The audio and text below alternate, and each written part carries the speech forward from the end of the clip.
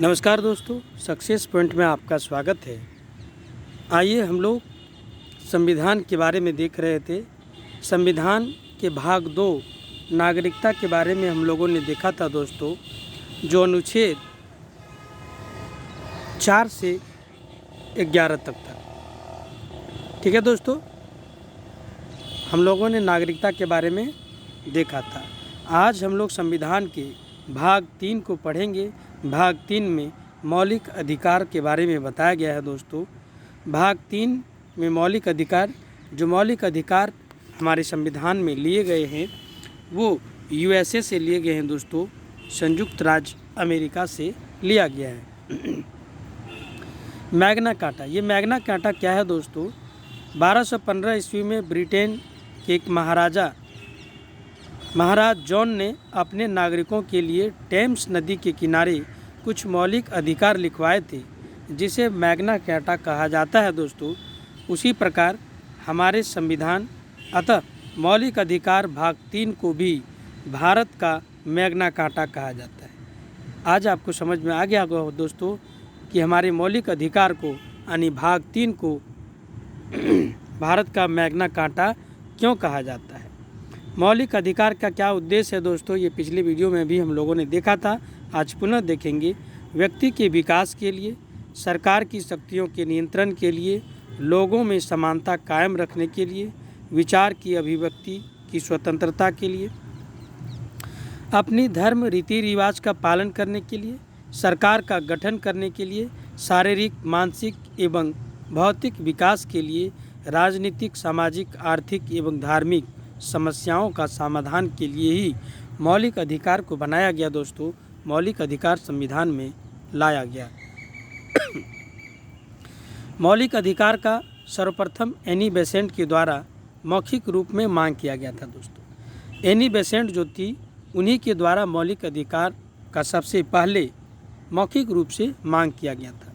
1928 में नेहरू रिपोर्ट में मोतीलाल नेहरू ने लिखित मांग किया था दोस्तों। सॉरी दोस्तों, थोड़ा सा खांसी है मौसम चेंज के कारण, इसलिए बीच बीच में आप डिस्टर्ब थोड़ा सा होंगे, इसके लिए सॉरी। इसलिए नेहरू रिपोर्ट को ब्लू प्रिंट ऑफ संविधान भी कहा जाता है। ये नेहरू रिपोर्ट को ब्लू प्रिंट ऑफ संविधान इसलिए कहा जाता है दोस्तों क्योंकि इसी नेहरू रिपोर्ट में मौलिक अधिकार का सबसे पहले लिखित मांग की गई थी। 1931 में कराची अधिवेशन हुआ दोस्तों। ये पूछता है कि 1931 में जो है कांग्रेस का अधिवेशन कहाँ हुआ? कराची में हुआ, जिसमें मौलिक अधिकार की मांग किया गया। 1931 में द्वितीय गोलमेज सम्मेलन हुआ दोस्तों। इसमें गांधी जी के द्वारा मौलिक अधिकार की मांग किया गया। 1935 का भारत शासन अधिनियम आया, जिसमें संविधान के 70% भाग यहीं से लिया गया है दोस्तों, पर इस अधिनियम में मौलिक अधिकार नहीं था। 1945 में तेज बहादुर सुप्रियो समिति, जो पंडित जवाहरलाल नेहरू की अध्यक्षता में गठित किया गया, इसमें 2 प्रकार के मौलिक अधिकारों को दिया गया दोस्तों, जिसके लिए हम न्यायालय जा सकते हैं, आर्टिकल 12 से 35, और जिसके लिए हम न्यायालय नहीं जा सकते हैं उन्हें राज्य की नीति निर्देशक सिद्धांत कहा जाता है, जो 36 से 51 है। हमें 6 प्रकार के मौलिक अधिकार मिले हैं दोस्तों, जिसमें से समानता का अधिकार आर्टिकल 14 से 18 है। ये बहुत एग्जाम में पूछते हैं दोस्तों, इसलिए इसको ध्यान से आप सुनिएगा। समानता का अधिकार आर्टिकल 14 से 18, स्वतंत्रता का अधिकार 19 से 22, शोषण के विरुद्ध का अधिकार 23 से 24, धार्मिक स्वतंत्रता का अधिकार 25 से 28, सांस्कृतिक एवं शैक्षणिक अधिकार आर्टिकल 29 से 30, संवैधानिक उपचारों का अधिकार आर्टिकल 32। एक बार पुनः देखिए दोस्तों, समानता का अधिकार 14 से 18, स्वतंत्रता का अधिकार 19 से 22, शोषण के विरुद्ध अधिकार 23 से 24, धार्मिक स्वतंत्रता का अधिकार 25 से 28, सामाजिक एवं शैक्षणिक अधिकार जो है 29-30, संवैधानिक उपचारों का अधिकार आर्टिकल 32। 5 अनुच्छेद में वर्णित जो केवल और केवल भारतीय के नागरिकों के लिए है दोस्तों, जैसे आर्टिकल 15, 16, 19, 29 और 30। ये जो आर्टिकल हैं ये केवल भारतीय के लिए है दोस्तों। व्यक्ति पर्सन क्या है, जो सभी नागरिकों के साथ साथ विदेशी को भी प्राप्त है। वो अनुच्छेद हैं 14, 20, 21, 21 का ए, 22, 23, 24, 25, 26, 27 और 28। ये हमारे देश के नागरिकों के साथ साथ विदेशी को भी प्राप्त है। अधिकार दो प्रकार के होते हैं दोस्तों। एक होते हैं फंडामेंटल राइट्स, जिसको मौलिक अधिकार कहते हैं। दूसरा लीगल राइट्स दोस्तों, संवैधानिक अधिकार। फंडामेंटल राइट्स मौलिक अधिकार और लीगल राइट्स संवैधानिक अधिकार, ये दोनों में क्या अंतर है दोस्तों, इसको हम लोग देखेंगे। मौलिक अधिकार, इसे प्राप्त करने के लिए सीधे उच्च न्यायालय जाया जा सकता है दोस्तों। इसे केवल संविधान संशोधन के द्वारा ही बदला जा सकता है। ये विधायिका एवं कार्यपालिका दोनों से सुरक्षा प्राप्त है दोस्तों। मौलिक अधिकार को भारतीय संविधान द्वारा स्थापित किया गया है दोस्तों। वहीं संवैधानिक अधिकार, इसके लिए वैधानिक प्रक्रिया से गुजरना होगा दोस्तों। इसमें सामान्य विधि प्रक्रिया के द्वारा परिवर्तन किया जा सकता है। ये केवल कार्यवाही से ही सुरक्षा प्रदान करता है। इसे सामान्य विधि द्वारा स्थापित नहीं किया जा सकता है दोस्तों, वो संवैधानिक अधिकार कहलाता है। अनुच्छेद 12, अनुच्छेद 12 क्या है दोस्तों? अनुच्छेद 12 में राज्य की परिभाषा है दोस्तों। जो पिछले में भी हम लोग राज्य के बारे में पढ़ चुके थे कि केंद्र सरकार, सांसद, लोकसभा, राज्यसभा, राज्य सरकार, विधानमंडल, स्थानीय सरकार जैसे पंचायती, नगरपालिका, अन्य सरकारी पदाधिकारी, LIC, इग्नू, ONGC, ठीक है, ये सब जो हैं दोस्तों, ये सभी राज्य सरकार के अंतर्गत, राज्य के अंतर्गत आते हैं। जैसे ICAR, Indian Council of Agriculture Research, FCI, Food Corporation of India, SAIL, Steel Authority of India, Sainik school, railway, bank, बीमा company, DDA, development authority, Sangh Lok सेवा आयोग, मुख्य न्यायाधीश, राष्ट्रपति, ये सभी राज्य के अंतर्गत आते हैं। राज्य मतलब दोस्तों, राज्य बोलने का ये अर्थ है कि ये सब चीज़ को डिनोट करेगा। अनुच्छेद 13 में मौलिक अधिकार में असंगत विधियों को निरस्त एवं शून्य होना दोस्तों। जिन मौलिक अधिकार को निरस्त कर दिया जाता है दोस्तों, उसे अनुच्छेद 13 के अंतर्गत डाल दिया जाता है। अनुच्छेद 14 विधि के समक्ष समानता है दोस्तों। ये सिटीजन और फॉरेन दोनों को प्राप्त है। अपवाद स्वरूप क्या है दोस्तों?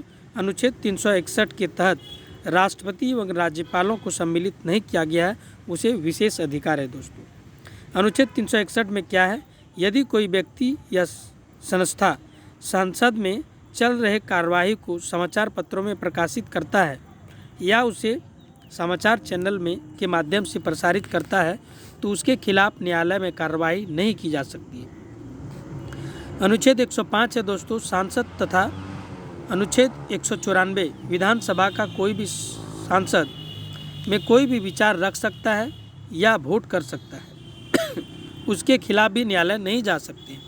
सत्र शुरू होने के 40 दिन पहले और 40 दिन बाद किसी भी MP या MLC को गिरफ्तार नहीं किया जा सकता है दोस्तों। ये अनुच्छेद 105 में वर्णित है। मानसिक रूप से पीड़ित व्यक्ति को भी विशेष अधिकार मिला हुआ है दोस्तों। उसी प्रकार अनुच्छेद 15 धर्म, जाति, मूलवंश, जन्म स्थान तथा लिंग के आधार पर विभेद प्रतिबंध है दोस्तों। सामाजिक समानता है दोस्तों। किसी भी व्यक्ति को धर्म, जाति या मूल वंश, जन्म स्थान के आधार पर आप विभेद नहीं कर सकते हैं। सामाजिक समानता उससे मिली हुई है। अनुच्छेद 15 का 1 में क्या है दोस्तों? राज्य का कर्तव्य है कि वह किसी नागरिक के साथ धर्म, जाति, मूल वंश, लिंग और जन्मस्थान के आधार पर विभेद नहीं करेगा। उसी में अनुच्छेद 15 का 2 में है, किसी भी नागरिक को निम्न स्थानों पर जाने से सम्मिलित होने से रोका नहीं जा सकता है, जैसे दुकान में, भोजनालय में, होटल में, मनोरंजन स्थल में, किसी भी मंदिर में, तालाब में, कुआं, सड़क आदि पर चलने के लिए आप उसे मना नहीं कर सकते हैं। ये अनुच्छेद 15 का 2 में वर्णित है दोस्तों। अपवाद है कुछ दोस्तों, जैसे 15 का 3, राज्य चाहे तो महिलाओं और बच्चों को विशेष प्रावधान कर सकता है दोस्तों। अनुच्छेद 15 का 4 में राज्य चाहे तो आर्थिक रूप से पिछड़े वर्ग को शिक्षा के लिए विशेष प्रावधान कर सकता है, जैसे SC, ST, OBC इत्यादि दोस्तों। अनुच्छेद 15 के 5 में है, शैक्षणिक संस्थानों में प्रवेश लेने के लिए आरक्षण ST, SC को दे सकता है। ये अपवाद स्वरूप है दोस्तों। अनुच्छेद 16 में क्या है दोस्तों? लोक नियोजन में अवसर की समानता। लोक नियोजन में अवसर की समानता यानी कि कोई भी जो वैकेंसी निकलती है दोस्तों, अनुच्छेद 16 में ये वर्णित है कि सबके साथ समान व्यवहार किया जाएगा, लेकिन इसमें भी कुछ अपवाद है दोस्तों। 16 का 4 है, लोक नियोजन में अनुसूचित जाति, जनजाति, पिछड़ा को रिजर्वेशन दे सकता है। अनुच्छेद 17 में अस्पृश्यता का उन्मूलन है दोस्तों। अस्पृश्यता का अंत है, छुआछूत नहीं माना जाएगा। ये अनुच्छेद 17 में वर्णित है। उसी प्रकार 18 है दोस्तों, उपाधियों का अंत। कोई भी उपाधि आप नहीं ले सकते हैं। क्या क्या छोड़ करके दोस्तों? डिफेंस और डॉक्टर, ये छोड़ करके दूसरा उपाधि आप नहीं ले सकते। जैसे कोई अपने नाम के आगे इंजीनियर लगा देता है, वो संवैधानिक रूप से सही नहीं है दोस्तों। अपने नाम के आगे डिफेंस वाले जैसे मेजर, जनरल, ये सब लगा सकते हैं, ठीक है। कर्नल और डॉक्टर अपना डॉक्टर लगा सकते हैं। अन्य कोई भी व्यक्ति उपाधि कुछ नहीं ले सकता है। अनुच्छेद 18 का 2, कोई भी विदेशी उपाधि ग्रहण नहीं कर सकता। यदि कोई व्यक्ति किसी विदेशी से उपाधि ग्रहण करना है दोस्तों, तो उसे सबसे पहले राष्ट्रपति से अनुमति लेना होगा दोस्तों, तभी वो उपाधि ले सकता है। 18 का 4 में है, राष्ट्रपति द्वारा दी गई उपाधि को भी इस्तेमाल नहीं किया जा सकता है। नोट दोस्तों, जैसे इंजीनियर, एडवोकेट, ठीक है, CA, ये वैधानिक नहीं है दोस्तों। ये वैधानिक नहीं है, लोग लगा लेते हैं, लेकिन कानूनी रूप से गलत है। स्वतंत्रता का अधिकार, आर्टिकल 19 से 22, राइट टू फ्रीडम, ये हमारे लिए बहुत इंपॉर्टेंट है दोस्तों। इसी के लिए जितने भी केस जो होते हैं दोस्तों, इसी 19(1) के तहत बहुत सारे केस होते हैं। 19(1) में क्या है? प्रेस की स्वतंत्रता है, भाषण देने की स्वतंत्रता है, फ़ोन टैपिंग के विरुद्ध स्वतंत्रता है, विरोध करने की स्वतंत्रता है, शांत रहने की स्वतंत्रता है, झंडा फहराने की स्वतंत्रता है, ठीक है, इंटरनेट इस्तेमाल करने की स्वतंत्रता है। यदि इन सबों में से कोई आपको स्वतंत्रता छीनने की कोशिश करता है, तो आप इसके लिए कोर्ट जा सकते हैं दोस्तों। आपातकाल की स्थिति में 19 के सभी अधिकारों को वंचित किया जा सकता है दोस्तों। जब आपातकाल लगता है सॉरी दोस्तों, आज कुछ डिस्टर्ब हो रहा है, ज़्यादा खांसी आ रहा है। तो आपातकाल के दौरान 19 जो में सभी वर्णित अधिकार है, उसको अधिकारों से वंचित किया जा सकता है दोस्तों, ठीक है। 19 का 2 में शांतिपूर्ण निःशक्त सम्मेलन कर सकता है। 19 का 3 में संघ बनाने का अधिकार है। 19 का 4 में राज्य क्षेत्र में कहीं भी विचरण करने का अधिकार है। 19 के 5 में भारत राज्य क्षेत्र में कहीं भी निवास कर सकता है दोस्तों। अनुच्छेद 6 में व्यवसाय कर सकता है। 358 में आपातकाल की स्थिति में राष्ट्रपति के द्वारा अनुच्छेद 19 को निरस्त कर सकता है दोस्तों। अनुच्छेद 20 अपराध की स्थिति में दोष सिद्धि के संदर्भ में संरक्षण है दोस्तों। यदि अपराध सिद्ध होने से पहले व्यक्ति को दोषी नहीं माना जाएगा। यदि कोई व्यक्ति अपराध से दोषी नहीं माना जाएगा दोस्तों, अगर अपराध सिद्ध नहीं हुआ तो एक अपराध के लिए एक ही बार दंड का प्रावधान है। अगर कोई अपराध करता है तो उसे एक ही बार दंड देगा, बार बार उसी के लिए दंड नहीं दिया जा सकता है। व्यक्ति को अपने खिलाफ बयान देने का अधिकार है दोस्तों, लेकिन उसे मजबूर नहीं किया जा सकता है। अपवाद स्वरूप पुलिस चाहे तो fingerprint, DNA test, narco test कर सकती है दोस्तों। अनुच्छेद 21 प्राण एवं दैहिक स्वतंत्रता प्राण एवं दैहिक स्वतंत्रता है दोस्तों। अनुच्छेद 359 आपातकाल की स्थिति में भी अनुच्छेद 20 एवं 21 को नहीं छीना जा सकता है दोस्तों। प्राण एवं दैहिक स्वतंत्रता है, उसे जीने का अधिकार है। मानवीय प्रतिष्ठा में से जीवन जीने की स्वतंत्रता, जीवन की रक्षा का स्वतंत्रता। लेकिन अपवाद स्वरूप दोस्तों, अगर उससे फांसी की सज़ा हो गई है तो इस स्थिति में ये मान्य नहीं होगा। स्वतंत्र रहने की स्वतंत्रता, निजता का अधिकार, मानवीय व्यवहार के विरुद्ध स्वतंत्रता का अधिकार, विदेशी यात्रा की स्वतंत्रता, विवाह करने की स्वतंत्रता, हिरासत में शोषण के विरुद्ध स्वतंत्रता, महिलाओं की स्वतंत्रता और समान पूर्वक व्यवहार करने की स्वतंत्रता महिलाओं के साथ, नींद लेने की स्वतंत्रता। उसी प्रकार अनुच्छेद 21 का 1 में है शिक्षा का अधिकार। इसे 86वां संविधान संशोधन 2002 में जोड़ा गया है, जिससे 6 से 14 वर्ष के बच्चों को निःशुल्क शिक्षा का अधिकार है। ये कई एग्जाम में पूछे जा चुके हैं दोस्तों कि शिक्षा का अधिकार कब जोड़ा गया। ये 86वां संविधान संशोधन 2002 के अंतर्गत जोड़ा गया। इसमें 6 से 14 वर्ष के बच्चों को निःशुल्क शिक्षा देने का अधिकार है। अनुच्छेद 22 में मनमानी गिरफ्तारी एवं बंदी के विरुद्ध संरक्षण है दोस्तों। इसमें कोई भी मनमानी गिरफ्तारी नहीं कर सकता है। गिरफ्तारी से पहले उस व्यक्ति को अपराध बताना अनिवार्य होगा। गिरफ्तारी के 24 घंटे भीतर व्यक्ति को न्यायालय में पेश करना अनिवार्य है दोस्तों।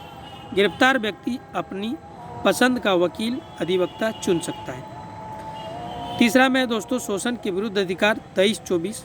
अनुच्छेद 23 में है मानव तस्करी एवं बलात् श्रम का प्रतिबंध। मानव तस्करी यानी कि मानव का खरीद बिक्री नहीं किया जा सकता है और बच्चों को काम नहीं करवाया जा सकता है। अनुच्छेद 24 में है बाल श्रम प्रतिबंध। आप बच्चों को काम अगर कराएंगे तो आपके विरुद्ध केस हो सकता है दोस्तों। धार्मिक स्वतंत्रता का अधिकार 25 से 28। अनुच्छेद 25 में किसी भी धर्म को पालन करने, रीति रिवाजों को मानने का अधिकार है दोस्तों।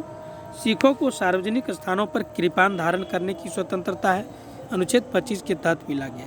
इसी अनुच्छेद 25 के तहत दोस्तों जो सिखों को है 5 चीज़, केस, कड़ा, कंघा और कुछ चीज़ है दोस्तों जो वो धारण कर सकता है, वो रख सकता है अनुच्छेद 25 के तहत। अनुच्छेद 26 में किसी भी धार्मिक सम्मेलन एवं कार्यक्रम का आयोजन कर सकता है। अनुच्छेद 27 में भारत में प्रत्येक धार्मिक आय को कर मुक्त समझा जाएगा। अनुच्छेद 28 कोई भी शैक्षणिक संस्थान जैसे धार्मिक शिक्षा उपलब्ध नहीं कराएगा। लेकिन इसमें भी अपवाद है दोस्तों। सांस्कृतिक एवं शैक्षणिक अधिकार 29-30। अनुच्छेद 29 के तहत अपनी भाषा, लिपि, संस्कृति को मानने और प्रचार प्रसार करने का अधिकार है। धर्म, जाति, मूलवंश, लिंग एवं जन्मस्थान के आधार पर शैक्षणिक संस्थानों में प्रवेश लेने से रोका नहीं जा सकता है। ये अनुच्छेद 29 में है दोस्तों। 30 में है अपनी भाषा, लिपि एवं संस्कृति को विकास के लिए अल्पसंख्यक द्वारा धार्मिक संस्थानों की स्थापना का अधिकार है। इसी अनुच्छेद 30 के कारण दोस्तों जितने भी मदरसा हो गया, ठीक है, जो संस्कृत महाविद्यालय हो गए, ये सब अनुच्छेद 30 के तहत ही चलता है कि अपनी भाषा, लिपि और संस्कृति के विकास के लिए जो अल्पसंख्यक हैं वो धार्मिक संस्थानों की स्थापना करने का अधिकार है दोस्तों। 6 में संवैधानिक उपचारों का अधिकार जो आर्टिकल 32 में दोस्तों, आर्टिकल 32 को डॉक्टर भीमराव अंबेडकर के अनुसार अनुच्छेद 32 को ही संविधान का हृदय एवं आत्मा कहा गया है दोस्तों। मौलिक अधिकारों को बहाल करने के लिए, ठीक है, न्यायालय द्वारा कुछ रीट जारी करते हैं दोस्तों, जो अनुच्छेद 32 सर्वोच्च न्यायालय करता है और अनुच्छेद 266 उच्च न्यायालय करता है। ये रीट क्या होता है दोस्तों? ये रीट 5 प्रकार की रीट होता है जो सर्वोच्च न्यायालय और उच्च न्यायालय जारी करता है। ये 5 प्रकार का रीट है जिसको एग्जाम में पूछे जाते हैं दोस्तों, जैसे बंदी पर प्रतिरक्षीकरण, परमादेश, प्रतिशोध और उत्प्रेक्षण, ठीक है, अधिकार परीक्षा। ये 5 प्रकार का रीट होता है। एक एक करके देखेंगे दोस्तों। बंदी प्रतिरक्षीकरण, ये शरीर को पाना, इसके तहत गिरफ्तार किए गए व्यक्ति को न्यायालय में पेश किया जाता है जिससे उससे गिरफ्तारी का कारण पूछा जाता है दोस्तों। परमादेश, यह रीट तब जारी की जाती है जब न्यायालय को लगता है कि कोई भी संवैधानिक पदाधिकारी या संस्था अपने कर्तव्यों का पालन नहीं करते हैं। न्यायालय यह रीट अपने अधीनस्थ न्यायालय के खिलाफ भी जारी कर सकता है दोस्तों। अगर लगता है किसी कोर्ट को कि कोई भी उसके जो संवैधानिक पदाधिकारी है वो अपने कर्तव्यों का पालन नहीं कर रहा है तो कोर्ट परमादेश दे सकता है परमादेश जारी कर सकता है। प्रतिशोध, यह रिट सर्वोच्च न्यायालय और उच्च न्यायालय अपने अधीनस्थ न्यायालयों और अपने अधिकार क्षेत्र से बाहर कार्य करने से रोकता है दोस्तों। यानी कि कोई भी अपनी सीमा से बाहर कार्य कर रहा है तो उसमें प्रतिशोध का रीट जारी किया जाता है। उसी प्रकार उत्प्रेक्षण है दोस्तों, यह रीट के तहत सर्वोच्च न्यायालय या उच्च न्यायालय किसी भी मामले को एक न्यायालय से दूसरे न्यायालय में स्थानांतरित कर सकता है। आप सुने होंगे दोस्तों कि कोई भी केस को ट्रांसफ़र कर दिया जाता है, जैसे हाई कोर्ट से कोई केस है उसको सुप्रीम कोर्ट में ले जाया जाता है, तो ये उत्प्रेक्षण के तहत होता है। अधिकार परीक्षा, इसके तहत न्यायालय द्वारा किसी भी सार्वजनिक पदाधिकारी को अपने अधिकार क्षेत्र से बाहर जाकर कार्य करने से रोकता है। यदि कोई पदाधिकारी दोस्तों अपने कार्यक्षेत्र के बाहर, जैसे वो किसी भी, आप देखे होंगे दोस्तों थाना का जो पुलिस होता है, ठीक है, जो दरोगा होता है, वो किसी भी व्यक्ति को अगर गिरफ्तार करता है तो अपने थाने के अंदर ही वो गिरफ्तार करेगा। अगर वो किसी दूसरे थाने के अंतर्गत आता है तो वहाँ का जो थाना प्रभारी है वो उसको गिरफ्तार करेगा, ना कि ये करेगा। तो ये इसी प्रकार अधिकार परीक्षा है दोस्तों कि कोई भी अपने अधिकार क्षेत्र से बाहर कार्य नहीं कर सकता है। अनुच्छेद 33, सांसद को यह अधिकार प्राप्त है दोस्तों कि वह सैन्य बलों, अर्धसैनिक बलों, पुलिस, अन्य इंटेलिजेंस एजेंसी के मौलिक अधिकारों का कानून बनाकर इसे वंचित किया जा सकता है। जैसे अनुच्छेद 33 के साथ पुलिस हो गया दोस्तों, आर्मी हो गया, इसका मौलिक अधिकार उनके हाथों में नहीं होता है। वो मौलिक अधिकार वो अपने अनुसार आर्मी उर्मी जो चीफ होता है वो करता है। अनुच्छेद 34, सेना विधि, मार्शल लॉ, इसके साथ सांसद को यह अधिकार है कि वह भारत में किसी भी क्षेत्र में सेना विधि जिसे लागू कर सकती है। फिर उस क्षेत्र में सेना का अधिकार हो जाता है दोस्तों। सेना चाहे तो मौलिक अधिकार का हनन कर सकता है, जिसको हम लोग 444 बोलते हैं दोस्तों। ये सेना विधि है, मार्शल लॉ। अगर मार्शल लॉ लागू हो जाएगा तो वहाँ किसी का भी बात नहीं चलेगा, वो सिर्फ सेना जो कहेगा वही बात चलेगा। अनुच्छेद 35, मौलिक अधिकारों से वंचित संबंधित सांसद को कानून बनाने का शक्ति है दोस्तों। ठीक है, ये चीज़ हम लोगों ने पढ़ा। आज आपको बहुत डिस्टर्ब हुआ होगा मेरे खांसी के कारण दोस्तों, लेकिन क्या करें, तबीयत थोड़ा डाउन है। लेकिन वीडियो बनाना तो हम छोड़ नहीं सकते हैं, वीडियो तो बनाना ही है, इसलिए खांसी रहते हुए भी ये वीडियो हम बना दिए। थोड़ा डिस्टर्ब हुआ होगा, इसके लिए क्षमा चाहते हैं। आप अगर नया है दोस्तों तो हमारे चैनल को सब्सक्राइब करें, एक अच्छे से कमेंट करें, इससे हमें मोटिवेशन मिलता है और हम और अधिक ऊर्जा से वीडियो बना पाते हैं। इसमें आपको भी भला होगा, मेरा भी भला होगा, इसमें हमें भी फ़ायदा है और आपको भी फ़ायदा होगा।